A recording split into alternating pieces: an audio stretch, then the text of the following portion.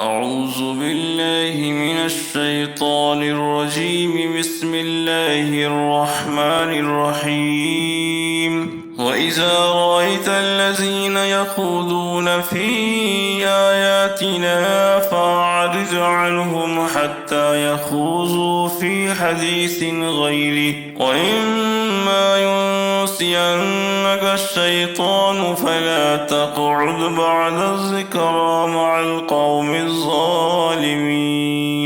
وما على الذين يتقون من حسابهم من شيء ولكن ذكرى لعلهم يتقون. وصل الذين اتخذوا دينهم لعبا ولهوا وغرتهم الحياة الدنيا وذكر به أن تبصل نفس بما كسبت ليس لها من دون الله ولي ولا شفيع، وإن تعدل كل عدل لا يؤخذ منها. أولئك الذين أبصلوا بما كسبوا لهم شراب من حميم وعذاب أليم بما كانوا يكفرون. قل أندعو من دون الله ما لا ينفعنا ولا يضرنا ونرد على أعقابنا بعد إذ هدانا الله كالذي استهوته الشياطين في الأرض حيران له أصحاب يدعونه إلى الهدى ائتنا.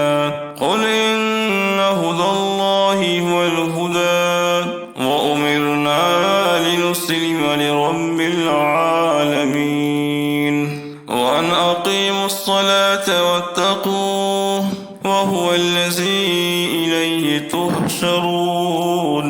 وهو الذي خلق السماوات والأرض بالحق ويوم يقول كن فيكون قوله الحق وله الملك يوم ينفخ في الصور. عالم الغيب والشهادة وهو الحكيم الخبير. وإذ قال إبراهيم لأبيه آزر تتخذ أصناما آلهة إني أراك وقومك في ضلال مبين. وكذلك نري إبراهيم ملكوت السماوات والأرض وليكون من الموقنين. فلما جن عليه الليل رأى كوكبا قال هذا ربي فلما أفل قال لا أحب الآفلين. فلما رأى القمر بازغا قال هذا ربي فلما أفل قال لئن لم يهدني ربي لأكونن من القوم الضالين. فلما رأى الشمس بازغة قال هذا ربي هذا أكبر. فلما أفلت قال يا قوم إني بريء مما تشركون. إني وجهت وجهي للذي فطر السماوات والأرض حنيفا وما أنا من المشركين. وحاجه قومه قال تحاجوني